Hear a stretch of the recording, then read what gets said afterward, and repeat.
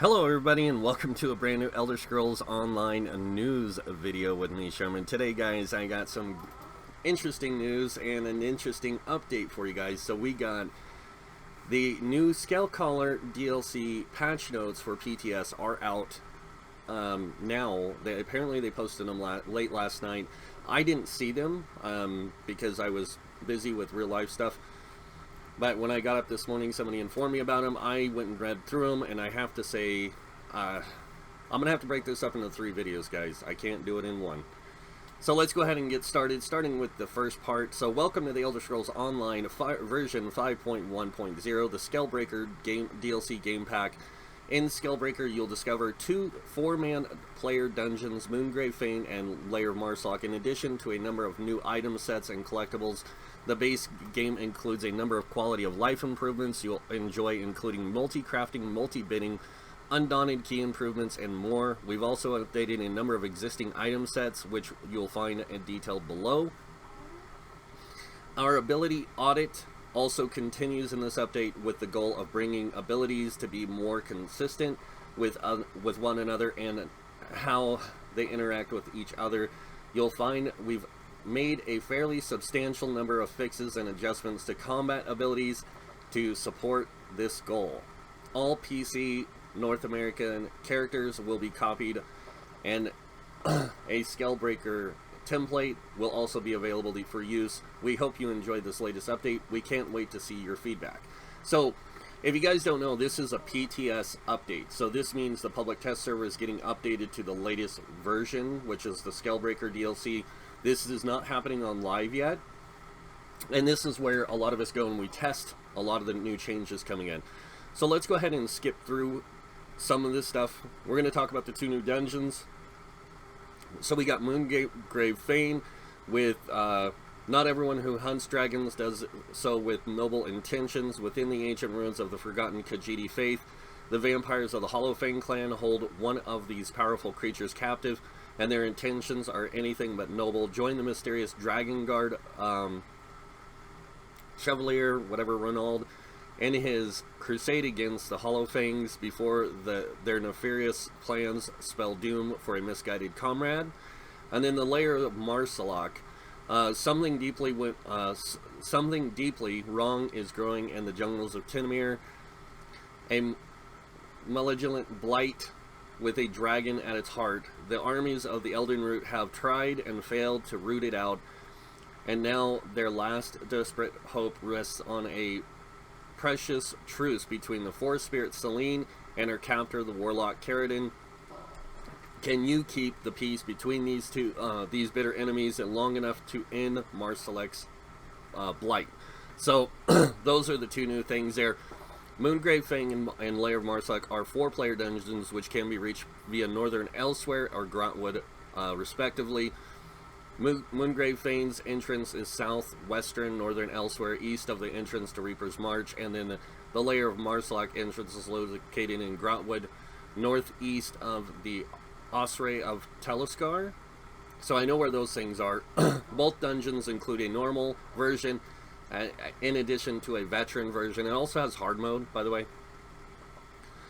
These unique item sets include 2 new Undaunted monster sets, only available within the dungeons, and a unique achievement awards are available for completing the dungeons, including a unique memento, a non-combat pet, several titles, and a unique housing items. Now we're going to take a look at the new sets coming with the new dungeons. So starting with the first item set for Moongrave Fane, we get Hollowfang Thirst. Now the 2-piece on this adds spell crit, the 3-piece max magica, the 4-piece spell crit, and then whatever you critically heal or critically damage a target, you spawn a ball of hemoglobin at their location. After 2 seconds, the ball explodes, restoring X amount of magicka and applying minor vitality to you and your allies within 6 meters of the ball for 9 seconds, increasing the healing received by 8%. This effect can occur every 9 seconds. So, a lot of people are going to think this is a spellcaster's, like a healer set. It's either, because it works off of critical healing or critical damage. So this is a really cool set. I like this set. It sounds really good. And the fact that it gives Magicka back and this minor vitality, we're going to have to test this to see how good it is. So, I'm actually excited for that. Drazokar's Claws is the next one. This is a medium armor set. They did show this in the live stream. So, this one gives physical penetration on the 2-piece, the 3-piece weapon critical, the 4-piece stam recovery, and then on the 5-piece. For every bleed effect you have on an enemy, increase your weapon damage by 200 against them. Now, if you guys don't know, it's really hard to get multiple bleed effects unless you're using dual wield and two-handed together. Then you can actually get this to apply really easy to where you can get 400 extra weapon damage. And then there is a couple other bleeds within the game, but they're not as extensive. So Renaald's Resolve. This is a heavy armor set. Now this one offers on the 2-piece max health, 3-piece healing taken, 4-piece max health, and then the 5-piece. Whenever you deal direct damage, gain a stack of Resolve for 10 seconds. Each stack increases your healing taken by 1% and your physical and spell resistance by 420. You can gain 1 stack of Resolve every second to a max of 8 stacks. So that's actually a pretty interesting set, because you have to deal direct damage to get these stacks of Resolve. So this really plays well into like a person who wants to build for high resistances and high healing taken. So this is actually a really cool set. I like this. We'll have to see. I'm going to have to test all these sets come tomorrow, but I will be getting to that. The next one is the monster set, the first monster set. And this is called Grundwolf. The 1-piece adds weapon critical and spell critical. The 2-piece, whenever you deal critical damage, you restore 1,000 magic or stamina, whichever maximum is higher. You also gain 500 of the other resource. This effect can occur once every 5 seconds. So every 5 seconds you're going to gain 1,000 magic or stamina, whichever resource you have is higher. And then you'll gain 500 of the other one.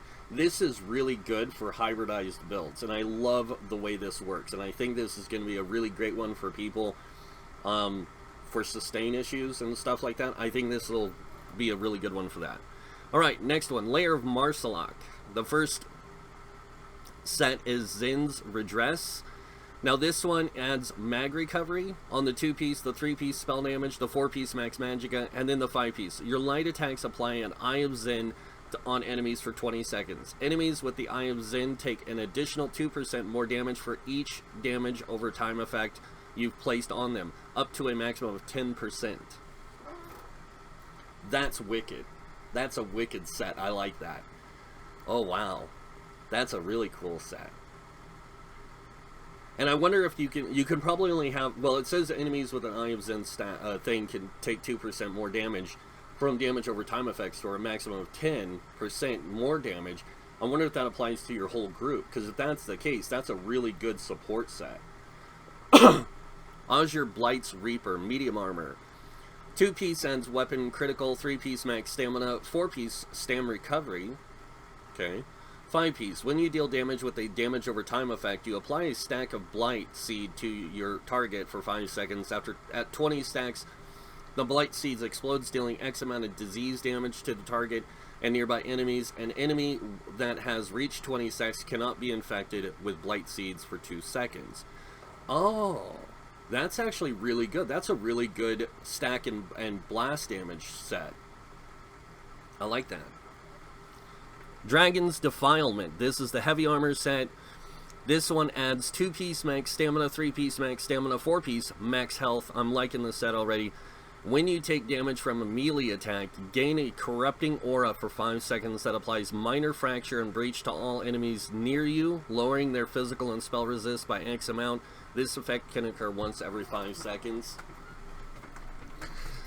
Yeah, that's... wow. That's... I'm not even going to say. That's nice. Wow. I like that. Alright, Maarselok, the monster set. Adds on the 1-piece max stamina, and on the 2-piece, when you bash an enemy, you spew a cone of corruption, dealing 8,000 disease damage to enemies. This damage is increased by 5% for each negative effect the enemy has Our enemies have up to 150% additional damage. This effect can occur once every 7 seconds. Oh my lord. That's gonna get a nerf before it releases. That's a lot. That's way powerful. 8,000 disease damage, and it has a 5% chance, or the damage is increased by 5% for each negative effect. So if you have, wow, that's ridiculous. But it's cool. I like it. New collectibles. Scalebreaker features a number of new collectibles you can obtain by completing the new dungeon. So this is the Dread Allurian mask outfit style, which is obtained by completing the Scalebreaker Explorer achievement, accomplishing simply entering either the Lair of Maarselok or Moongrave dungeons. You get the mask. That's cool. The Dread Allurian Pauldron's outfit style. This matching piece is available by completing the Scalebreaker Delver achievement, accomplished by completing both Moongrave Fame and Maarselok in the veteran difficulties. Okay. Corruption of Maarselok Memento, available by completing the Lair of Maarselok Challenger achievement, accomplished by completing a number of other achievements within the Lair of Maarselok dungeon. The Undaunted Porter Scamp Pet. This is cool. This is a little scamp with a backpack. It sounded really cool to me. This one you have to get the Moongrave Fame Challenger, which is achievement accomplished by completing a number of other achievements in the Moongrave Fame dungeon. And then the Behold Kazurazan's Guile Furnishings, obtained by completing the Scalebreaker Scout achievement, which requires beating both Lair of Maarselok and Moongrave Fame difficulty on any difficulty. This is the third tablet tied to the Hall of Lunar Champions. When placed in the altar of Guile within the hall, a new wing in the house is unlocked. Oh man, I'm going after that right away. That's the first thing I'm getting. That's cool. I'm happy. So there's some new titles: Guardian of the Green, the Chevalier, just call it a Cavalier, Hall of Fame, whatever. I'm not even gonna try and say that one. And Zin's Redeemer. Those sound like cool things. New dies for Exquisite Hall of Fame Courier die can be obtained by completing both Moongrave Fane and the Lair of Maarselok on veteran difficulty, and then furnishing. There are 4 new achievement furnishings available in the Undaunted Quartermaster based on the Scalebreaker accomplishments. Final bosses and Lair of Maarselok of the Moongrave Fame also have a chance to drop one of 6 new furnishings, teaching you how to craft several shrines and floors for the ancient ruins scattered around elsewhere. These can drop off at any difficulty, but the more likely to appear on veteran hard mode clears of Grundwolf and Maarselok. Alright, cool.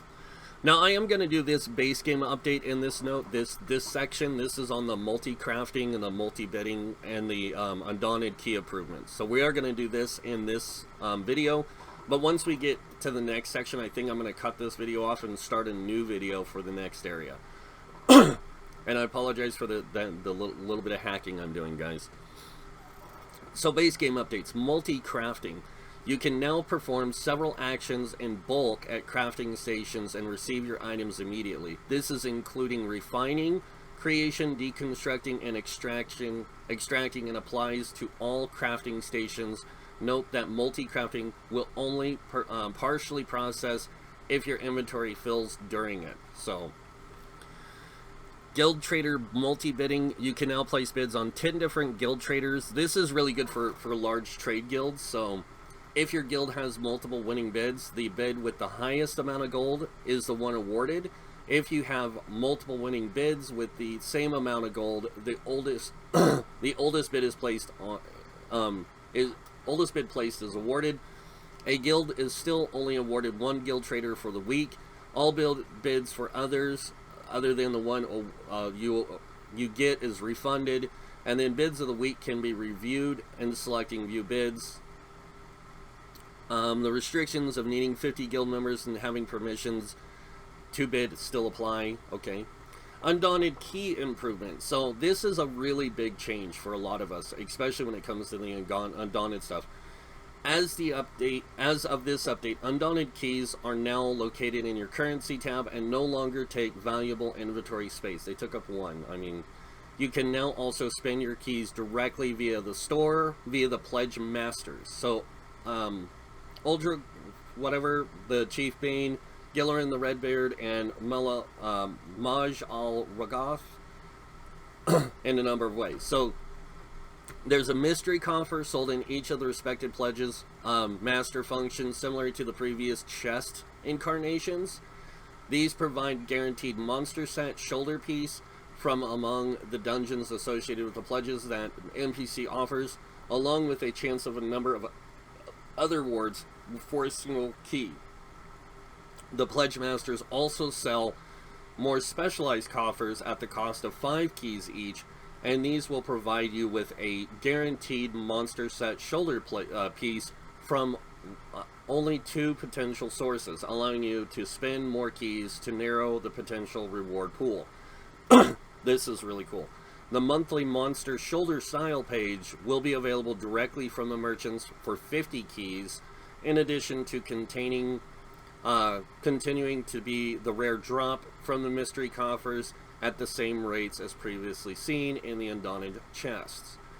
Note that you'll need to log into each character for their existing keys to be converted into the new account-wide currency.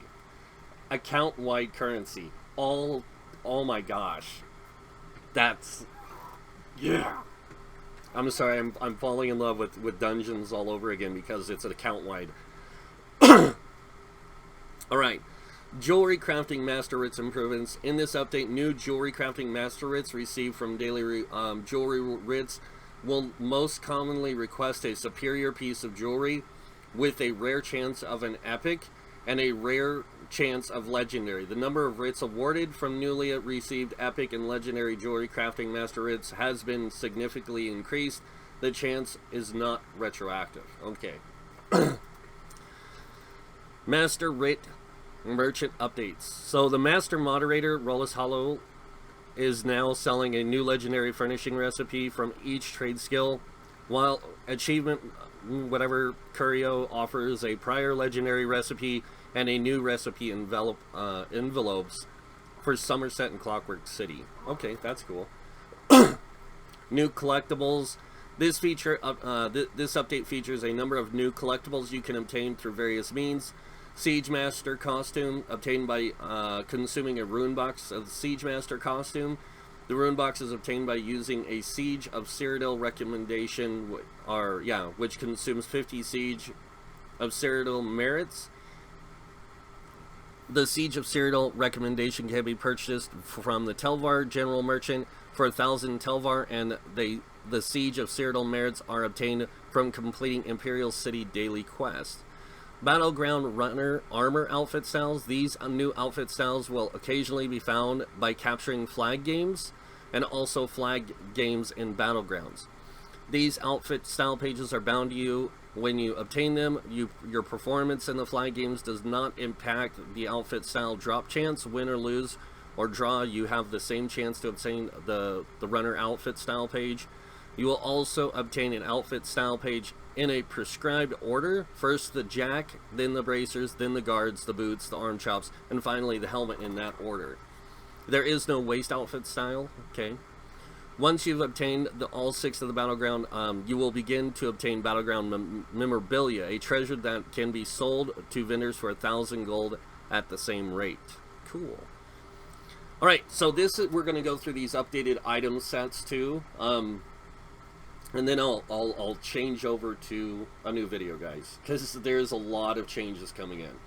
So many item sets that have bug fixes or value adjustments on their ability audits. For example, some weapon altering sets have had their bonuses adjusted if their related ability has been drastically adjusted. This is by no means a full pass, as we will be continuing our audit with item sets in future update. Alright, so starting with light armor, the Phoenix set, when you die, you instead become immune to all negative effects and healing for 3 seconds. And when the effect ends, you heal for 17,200 health and explode for 8,600 damage to all enemies within 8 meters. This effect can occur once every 10 minutes. Now, when you drop below 25% health, gain a damage shield that absorbs 10,000 damage for 6 seconds and deals 12,500 flame damage to nearby enemies. This effect can occur once every minute. So, they really changed that Phoenix set. The Way of Martial Knowledge. The old one, when you deal damage, you cause the enemy to take 10% additional damage for 2 seconds. This effect can occur once every 4 seconds.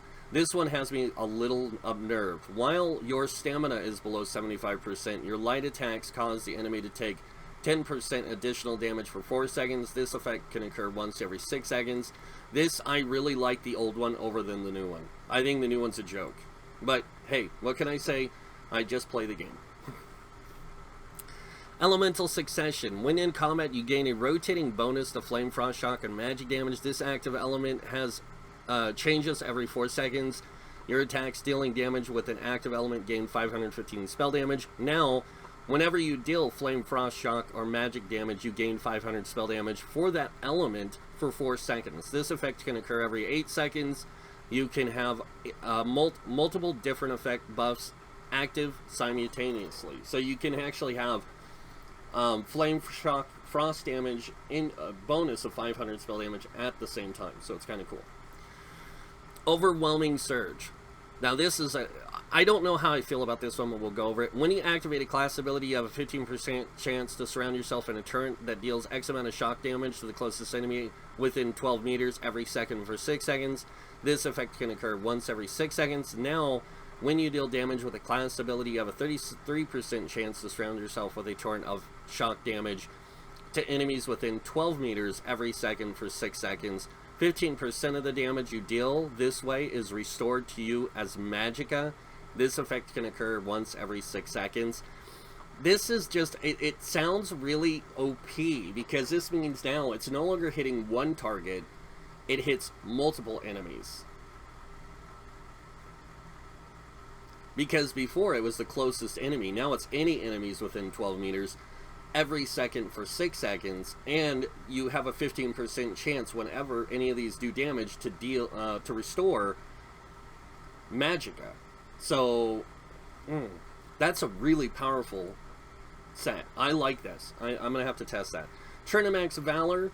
The old way, when you cast a damage shield on an ally, you have a 20% chance to call down a fragment of Trinamac that heals you and your allies for X amount of health and damages enemies for X amount of magic damage. In a 5-meter radius, this effect could occur once every 5 seconds. Now, when you cast a damage shield ability, no matter what, you call down a fragment of Trinamac that heals you and your allies for 4,000 health and damages enemies for 4,000 magic damage in a 5-meter radius.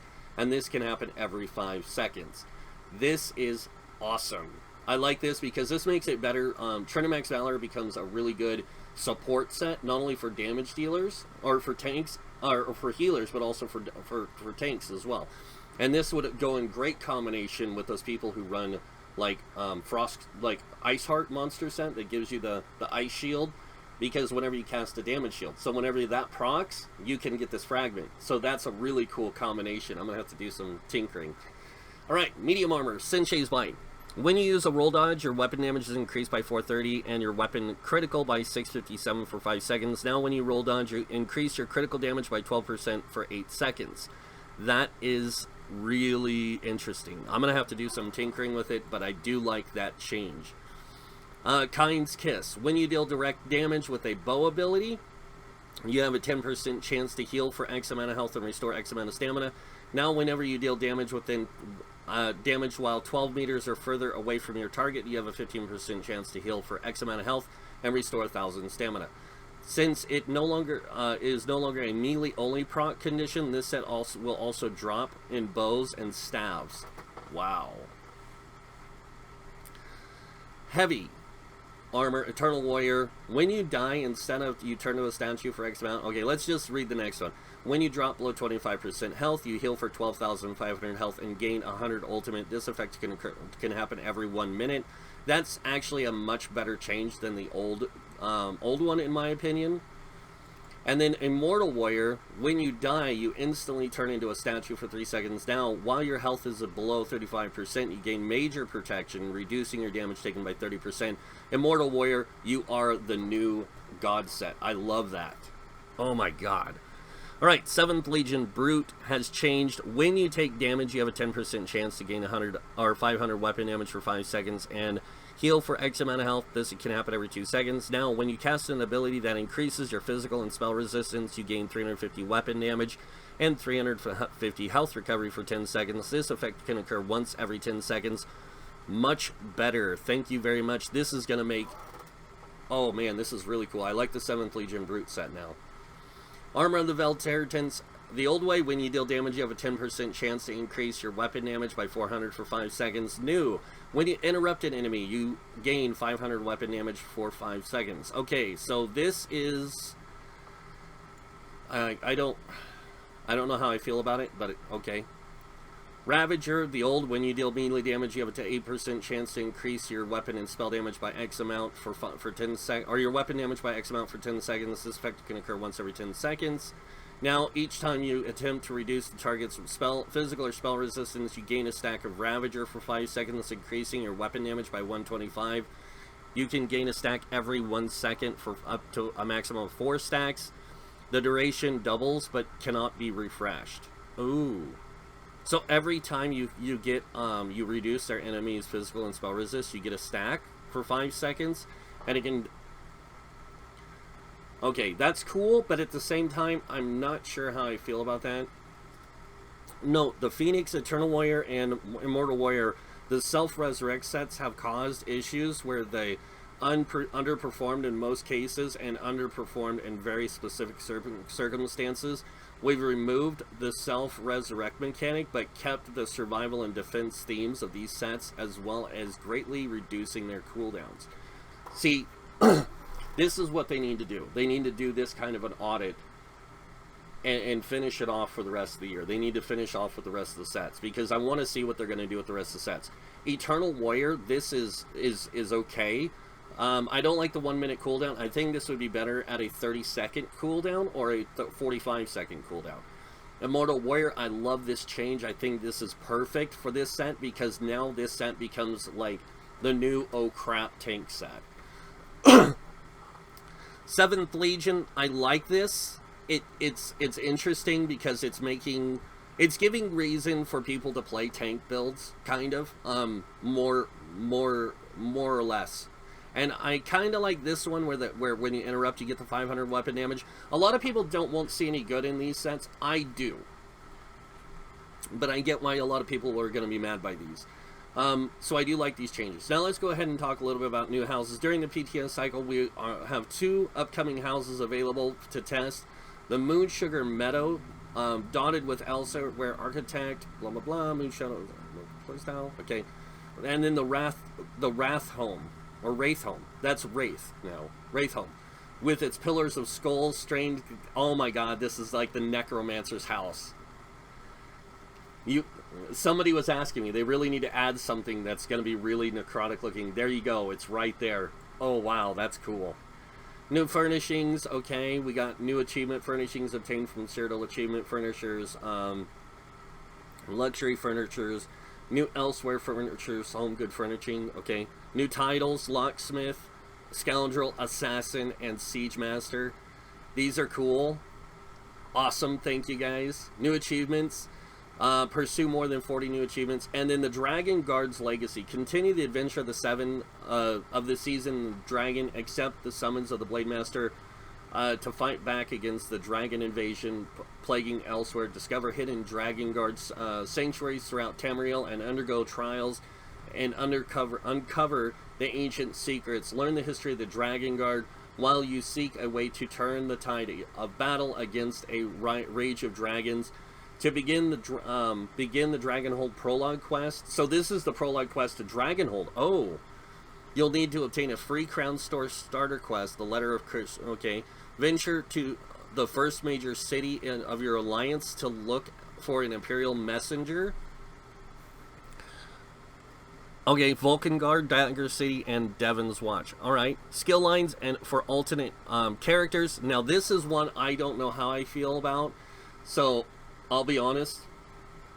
Fully completing a skill line on a character now unlocks the ability to purchase that achievement and line on other characters. Once unlocked on your current character, the chosen skill line immediately advances to its maximum rank. All abilities contained within the purchased skill line arrive unranked, allowing you to advance and morph the skills as you see fit.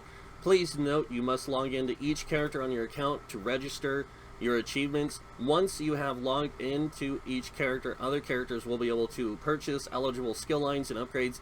The new Crown Store offering is located under Upgrades, Skill Lines in the Crown Store. Currently, the following skill lines are planned to be available with Update 23. Alliance War, Assault and Support, Dark Brotherhood, Thieves Guild, Finders Guild, Ledgerman, Mages Guild, and Undaunted. The Psijic Order, Soul Magic, and Vampire and Werewolf skill lines become available in a future update. Alright. I don't know how I feel about this, guys. I honestly don't know how I feel. Because this is definitely falling into that pay-to-win category. And I know some people are going to be like, well, yeah, but at the same time, it's more like pay-to-achieve. No, it's actually pay-to-win. This is actually pay-to-win. Because people can buy skill lines that give them associated power with it. The Fighters Guild, Mages Guild, and Undaunted skill lines all offer more power along with the Alliance War. The Dark Brotherhood and the Thieves Guild and the Ledgerman don't do very much of anything besides help you play that content. To be a thief, to be a Dark Brotherhood assassin, or to be the Ledgerman. Fighters Guild, Mages Guild, Undaunted, and Alliance War allow you access to new skills and abilities that you can use in active ways. So this is where things are really hitting that gray area. And again, I don't know how I feel about it. I'm going to have to see what it looks like. What it looks like when it's live. Because on PTS, we're going to be able to do this all for one crown. So there is some changes to the Dark Brotherhood. Elsewhere had some new changes. The Necromancer did get some changes to its abilities, starting with the Gravelord Blastbones. They removed the delay of the skeletal summoned from this ability in its morphs before it would attempt to leap to its target to help reliably. Reduce the minimum range of the leap to 7 meters from 5 meters to reduce the situations where the Blastbones becomes confused on what to do, causing it to stand still, pondering its own existence. So now they removed the delay. That's pretty good. We'll see how it works out. Boneyard increased the cost of this ability in its morphs to 3780 from 3510. They decreased the damage by approximately 32% per tick and increased the bonus damage modifier for consuming a corpse to 50% from 20%. Pestilence Colossus reduced the escalating damage bonus from this morph.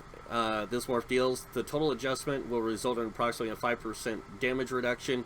And Skeletal Mage, they increased the cost to 4320 and increased the damage per tick by approximately 90%. Skeletal Archer, the Archer's damage, base damage no longer ranks up by 1.1% per rank, and they reduced the scaling bonus to 2% per hit from 10%, which ranks up to total to 9% at rank 4. I don't know how I feel about that, but we'll see. Shocking Siphon, this ability now and its morphs now update their hitboxes when hitting larger enemies. The ability no longer has a resource cost and now scales off your highest offensive stat. They decrease the damage per tick by approximately 14%. Mystic Siphon, this ability now restores 35 magicka per tick at rank 4, down from 75. Okay. Bone Tyrant, Bitter Harvest. The heal from this ability is now, and its morphs is now properly synced up with the essence you absorb, resulting in less of a delay. They increase the healing per tick by approximately 11%. Bone Goliath transformation fixed an issue where you could occasionally become stuck in the terrifying giant altar, or giant after casting the ability in it, or its morphs, and would fail humanoid form. Okay, would fail to return to humanoid form. You must now find other ways to usher terror into Tamriel. Okay. Living Death, rendered flesh. Fixed an issue where the befouled star from the Shadow Tree was applying to the major defile from this ability in its morphs. Or minor defile, okay. Restoring Tether, this ability in its morphs no longer have resource costs and now scale off your highest offensive stat. Decrease the heal per tick by approximately 14%, and now it does 35 from 79 on the stamina return. Spirit Mender, increase the cost of this ability to 43.20 from 24.30, and increase the healing per tick by approximately 90%. Intensive Mender, this morph now heals for twice as much per tick rather than 3 times, and reduce the duration in half, but also reduces the cost to half. Too bad. That's a cool one. I'm glad they did that. Exploration and itemization. They did some zone fixes, quest fixes to elsewhere and all that.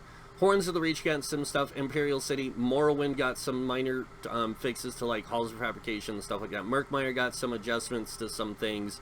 Orsinium got some. Somerset got some, of course.